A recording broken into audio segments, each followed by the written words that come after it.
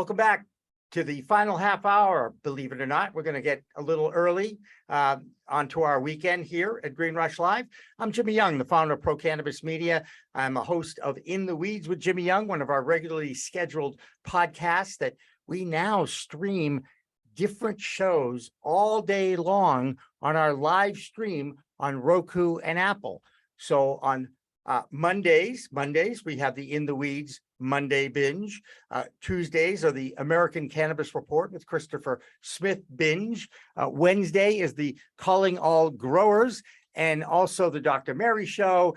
And I believe we also have Jazz Cabbage Cafe in there and Infuse, some of the other independent producers who share their work with us. On Thursdays, it's all about We Talk News because that's when we put the show together.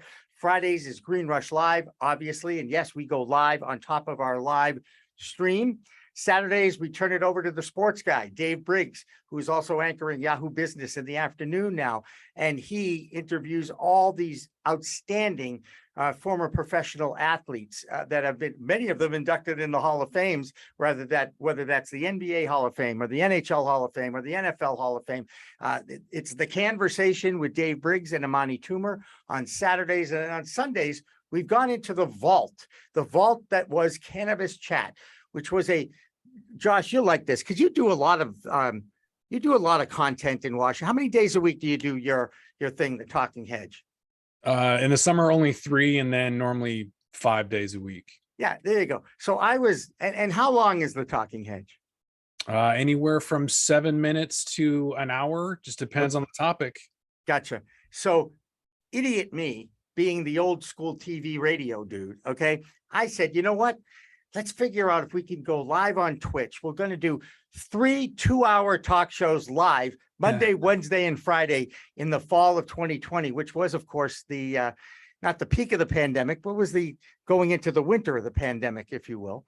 And I was absolutely exhausted, but we had such great interviews. We're going to release a lot of those interviews now on Sundays on our live stream. And of course, we also are moving towards a new website where you'll be able to watch all this stuff on demand as well as our live stream. So that's my shameless plug for the company here. Very proud of what we've built.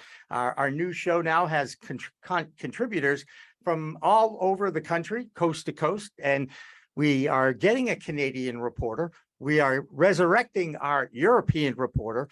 And we are shopping for an Israeli reporter, which I think would be really cool to call in a 90-second report. And if you happen to be out there, please contact me at jimmy@procannabismedia.com. And of course, we'll be happy to chit chat with you. One of the things that we don't do a lot of is go into the chat room and actually chit chat with some of the people because it's tough for me to multitask at this.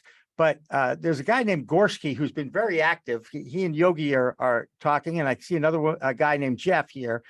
And it says here, is there a report of the revenue stream in each state because of application fees? Think of all the people that didn't even get a license, but had to pay a bunch of money up front just to fail.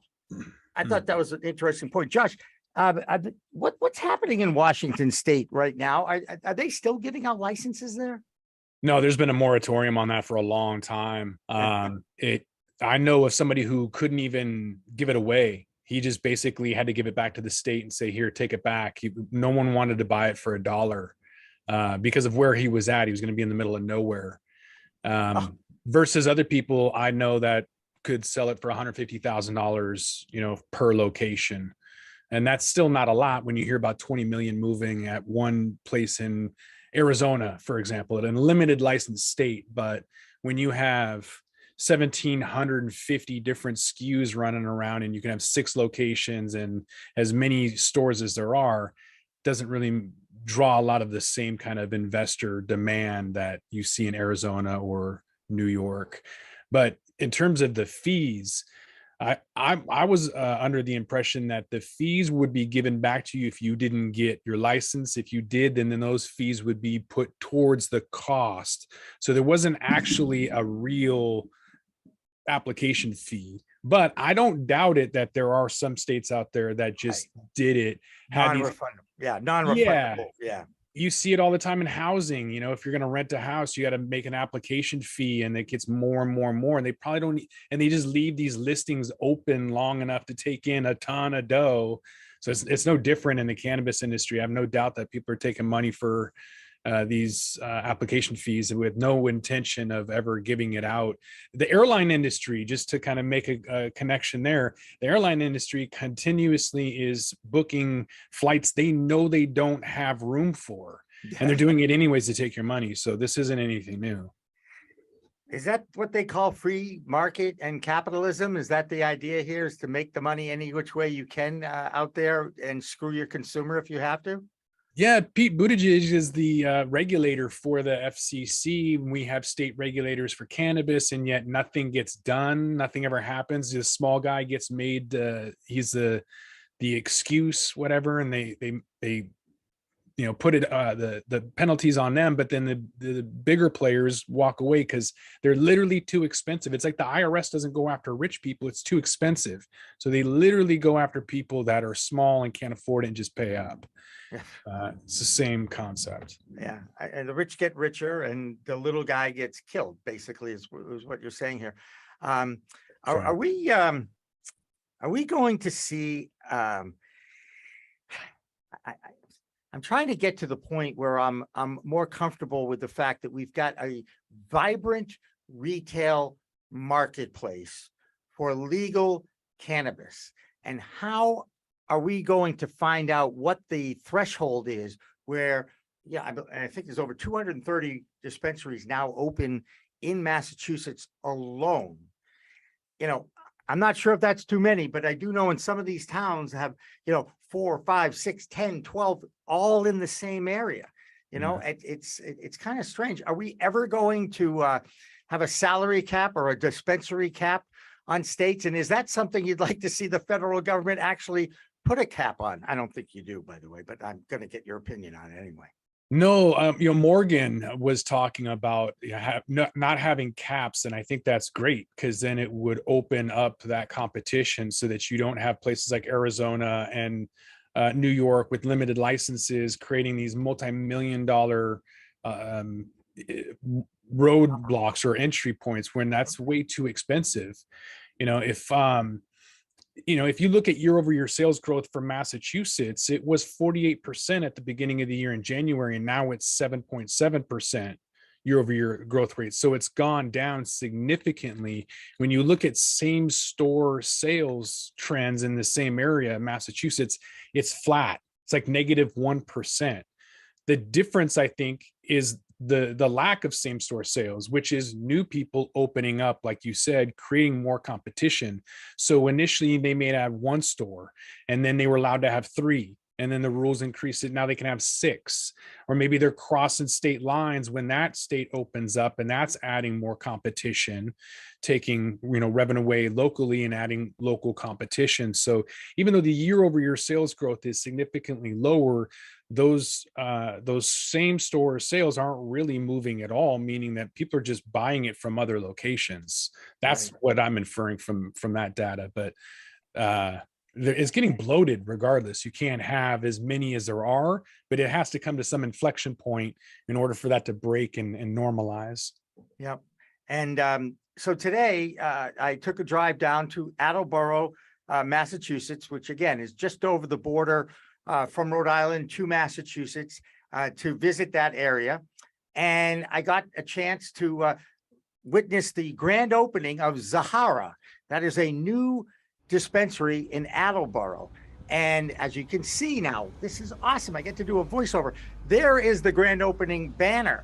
And, 100 yards away is another dispensary. But as you can see, the vendors were all set up. I saw Coastal Cannabis there with their wares. I think I saw Fernway there as well. There's our pal Armoire with Eric Robichaud with his stand-up sign inside the dispensary. This is inside Zahara. I took some video of that happening as well.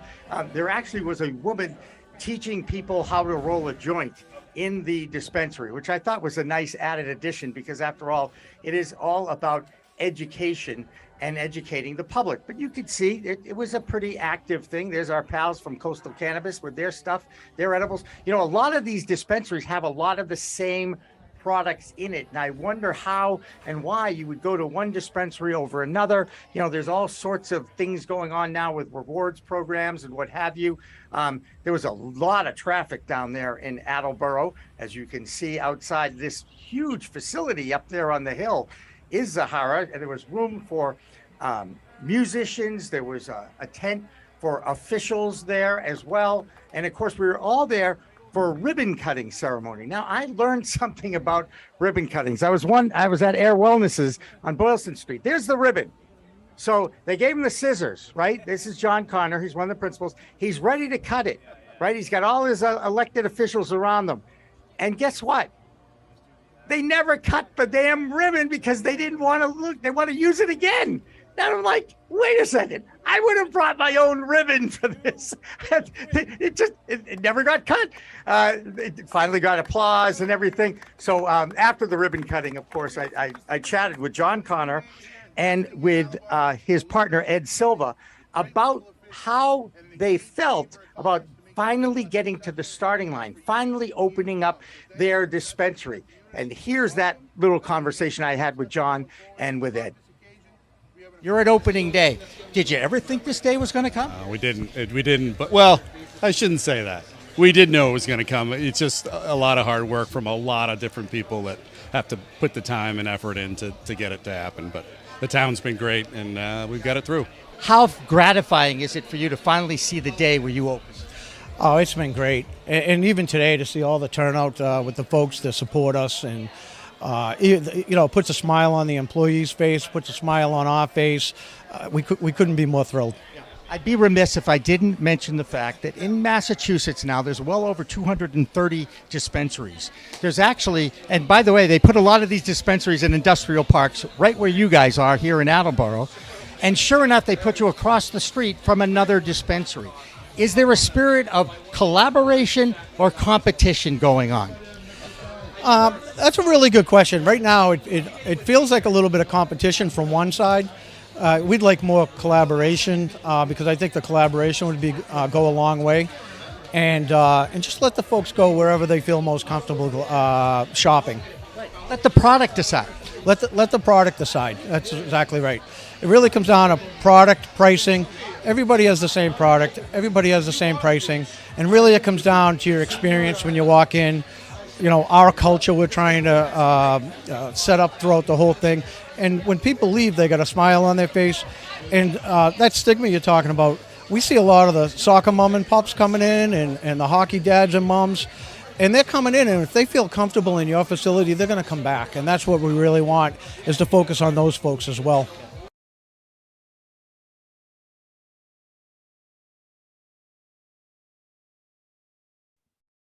All right. Well, I want to wish the Zahara Group a great opportunity. Have a great year. Best of luck. It was fun to come down there and see and meet some of the principals. They're very excited about their facility. They should be.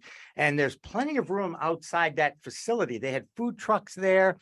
And, you know, one of the things I did talk with Ed about, Josh, and I told you about it, is in the industry, is there an overall spirit of collaboration, or now, because you've got 230 odd retail dispensaries in Massachusetts, is it becoming more competitive? And what's it like, first of all, in Washington State? I mean, you told me there, you know, they've put a limit on the dispensaries, but there's a couple in the same neighborhood, you said, right? There's a lot in the same neighborhood, depending on where you go. In North Seattle, there's a bundle. You could hit up 20 different ones in 5 minutes. In downtown Seattle, you can hit up 15 in a matter of just like 5 minutes. So because of the limitations of schools and churches and the where they're not allowed to go, it really kind of forces a lot of them to go into the same area. And so there is a lot of competition. And then when you couple that with the fact that they're not vertically integrated, meaning the retailers are separate from the producers and processors, what that does is add a lot more competition. So, you know, where you're at, you only have 321 SKUs. Whereas you walk into a shop in Washington and you're going to see 1,750 SKUs. Wow. So that retailer doesn't really care about the user experience, and they don't have control over the branding. They're going to put as many brands from as many companies in there as they can, because similar to like some restaurant that has a 40-page menu, they're like, we're just going to offer you the world and you can figure it out, whatever. If you got a question, let us know. So it's really hard. I think you'll see a lot more cooperation from a co-op standpoint at the grow level. You have that farmer bro kind of mentality, whereas the retailers, they don't care. Like there's retailers that are absolutely despised in this industry and they don't care at all about what other people think. So it's incredibly competitive. So I just checked the chat room, and I said this, that it looks like everybody has the same stuff. It doesn't mean that everybody has the same stuff. It just looks like a lot of the best vendors of the best products are in these stores open for business for retail. Is this more typical of every retail operation? I mean, again, I never have spent any time in retail sales ever. So I have absolutely no clue, if someone put me in charge of a dispensary, how I would run my retail operation. So I guess, are there 17 SKUs? That's a lot. You've got quite a variety, I guess, right? Yeah, almost 2,000 SKUs is a lot. I've done pot shop crawl. I do 20 stores on 420 in Washington every year. And that gives me an idea of what's going to happen 2 years later. Typically that 420 sales was the everyday low price 2 years later.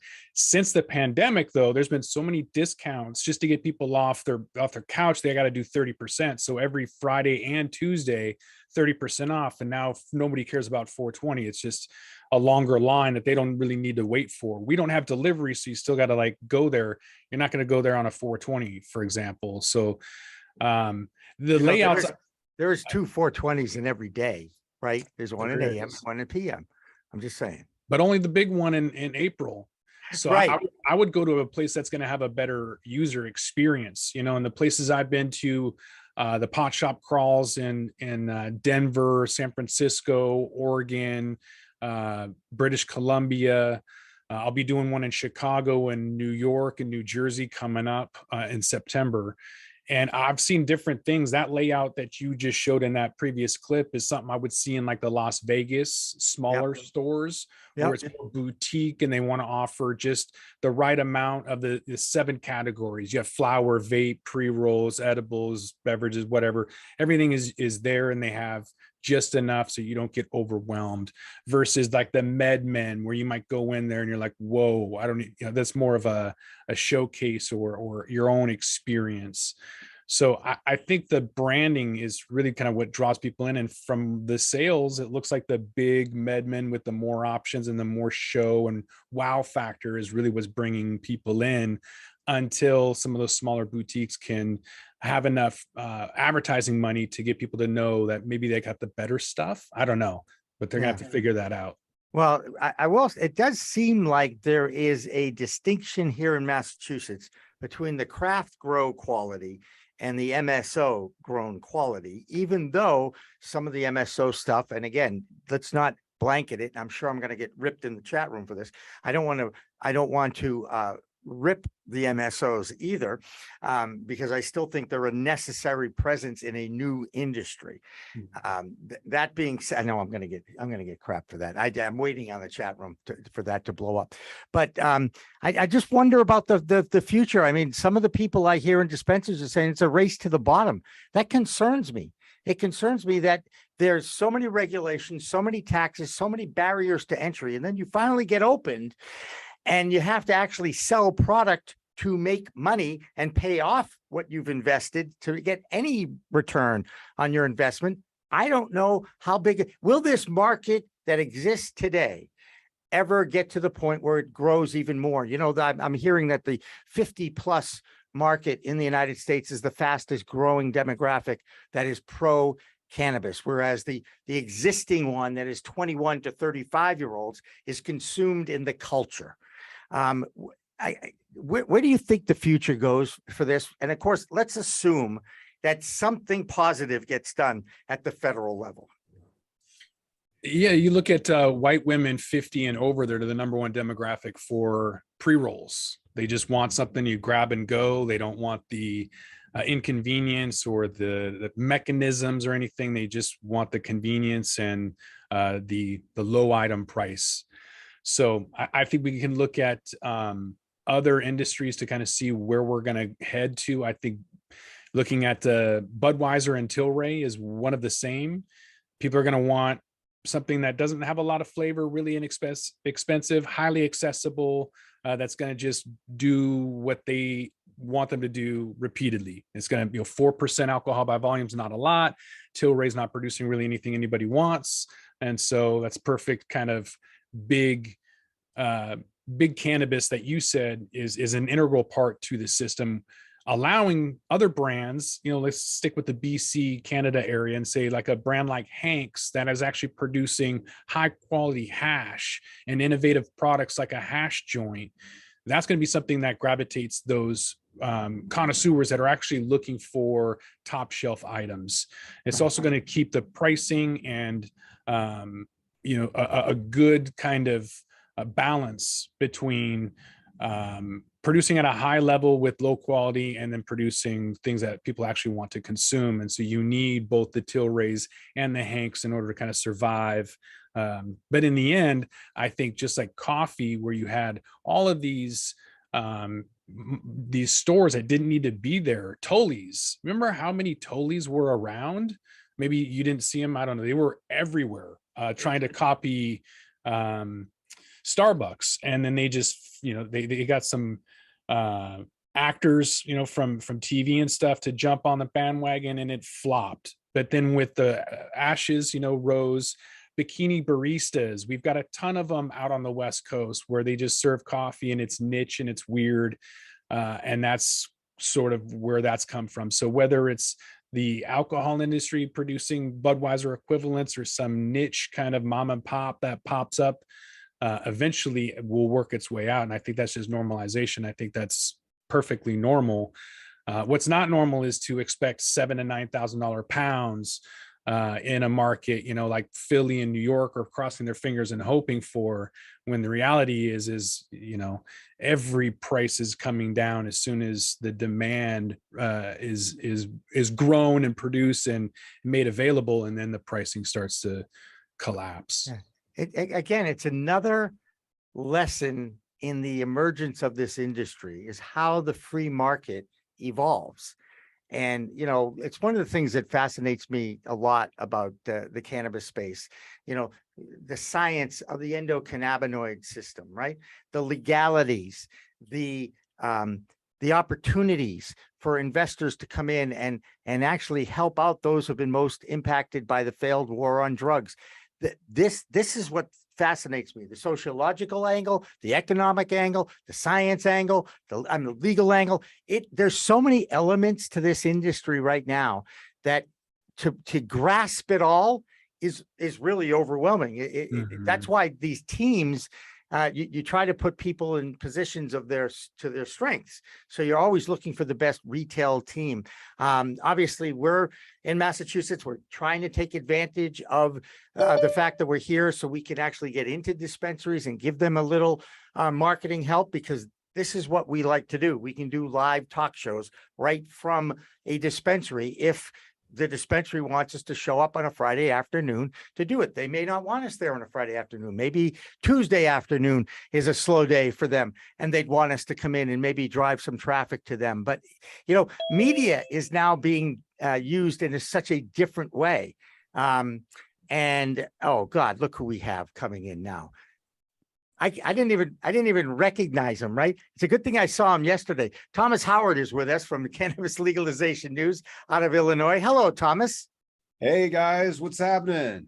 Hey, we're talking about we had all sorts of lobbyists and movers and shakers in DC and Denver on earlier, and we're getting reactions from the bill that the Senate finally put out there. I'd like to get your reaction to it. Does it have any chance in any capacity of passing? Yeah,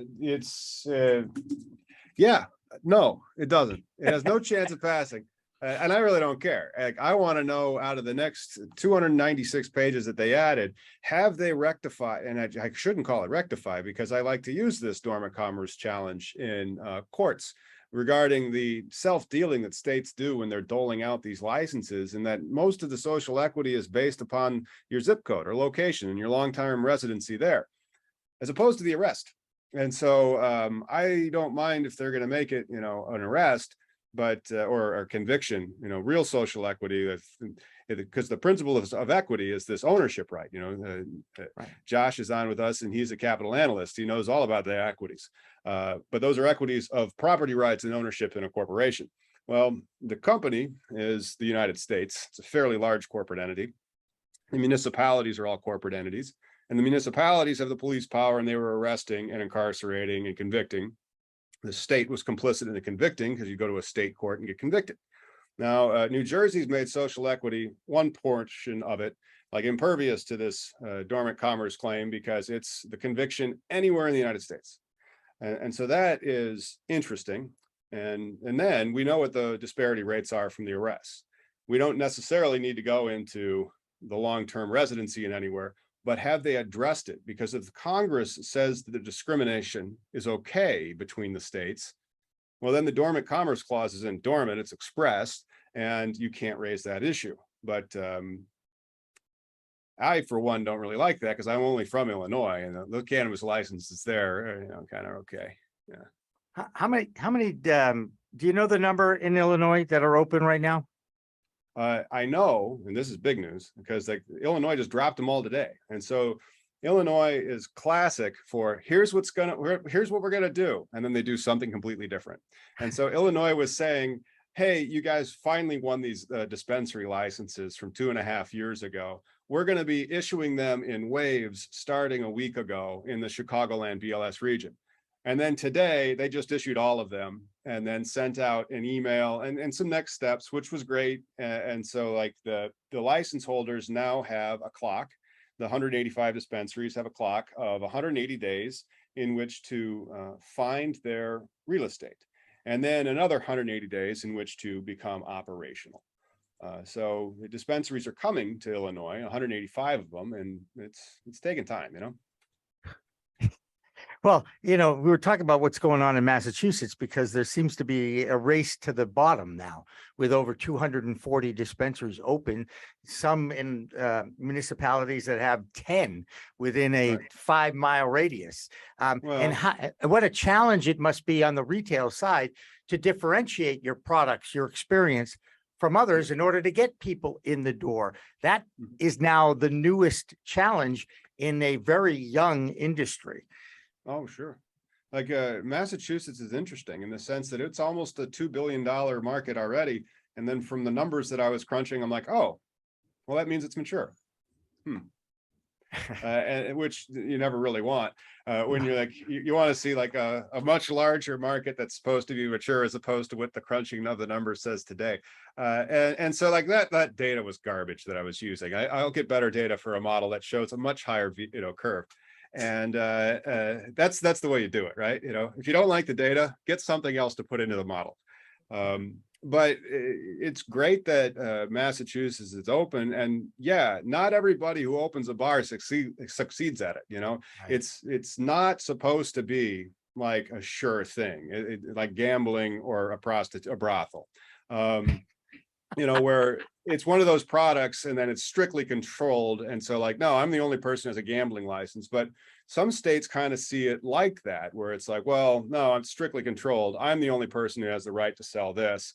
And that's my money, as opposed to like an Oklahoma, a New Mexico, a Massachusetts, a Maine, a Michigan, Oregon to a certain extent was fairly open. So is Colorado, where you're going to get this saturation point.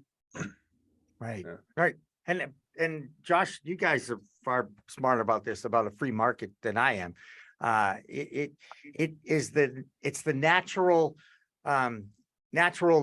progression in an economy with an open market to have these things, even that in a new industry with a new product, that I'm gonna guess, I bet there's less than 40% of the population has a clue on what this product's all about. I still think the knowledge factor is, people are still saying, oh, it's legal now, but I don't know about this and that. I mean, I run into people that are in Massachusetts that claim they're pro cannabis and they still are clueless with what kind of products are out there and what we in the industry talk about all the time.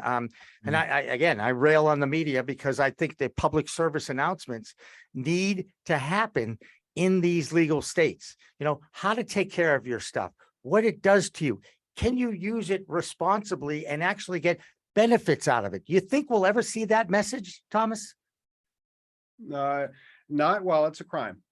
And so that message will really come out more after it's no longer a crime. Until it's not a crime, you're going to, we are actively hounded and suppressed. And so we were given our second strike today for we don't call it cannabis legalization news no more because you're not allowed to say that word on YouTube. So we just call it legalization news. And it's still, they were going to ban us for 2 weeks from posting because we did a clip regarding Beto O'Rourke's position on cannabis in the state of Texas, and then describing, the trade-offs between, open market regulation versus limited market regulation, what other states are doing around the state of Texas, and then saying, well, what's the policy objective behind legalizing it? Real dangerous crap. And we won that appeal today, but you get 2 strikes. One more, you're gone. How do you do education? I can't even explain to people how the laws work and how to get licenses without the algorithm just deleting you. Well, Thomas, this is censorship, isn't it? When YouTube pulls the plug on educational sites like yours talking about this issue?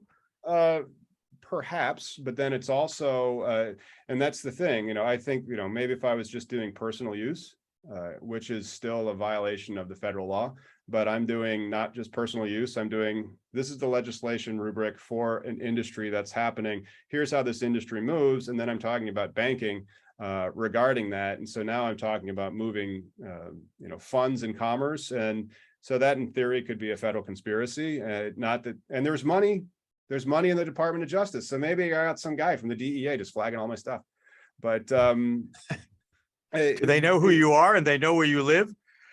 Of course, I'm still waiting on that tax return, IRS. But it's one of those things where you that at any time that they could just kill you, but then you're doing what you can to say, okay, how come we're not regulating this right? What are we going to do? And then, the Senate came out with that thing.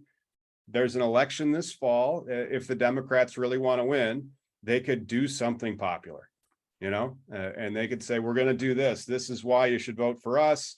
We're going to help fix these rights that, we believe that you have the right to use this. You have the right to these types of privacy, but nothing's going to happen. Well, now the issue will be part of the midterms, right? Because it's on the Senate floor. If it wasn't already part of it, the discussion and policies of some of these candidates that are running.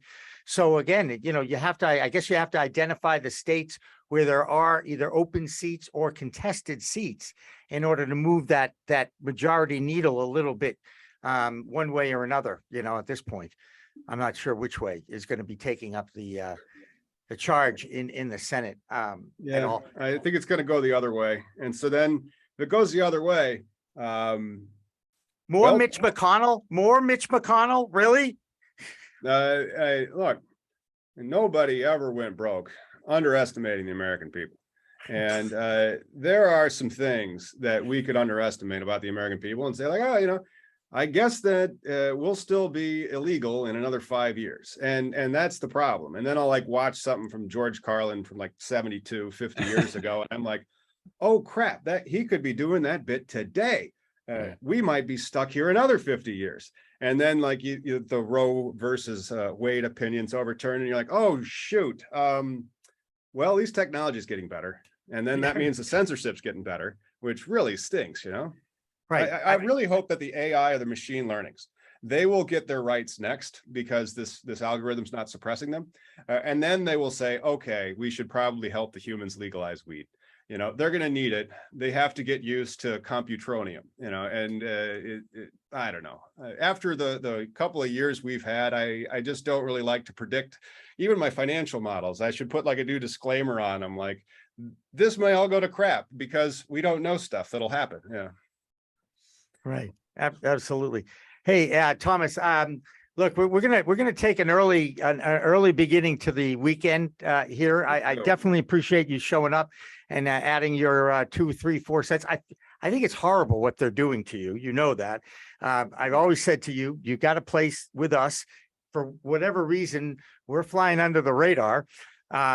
But we continue to believe that you have to talk about these things. You have to respect the fact that this industry is here to stay now. There's so many parts of this industry that we are still learning, including our science, including our legalities, including the economy and taxation and all that stuff.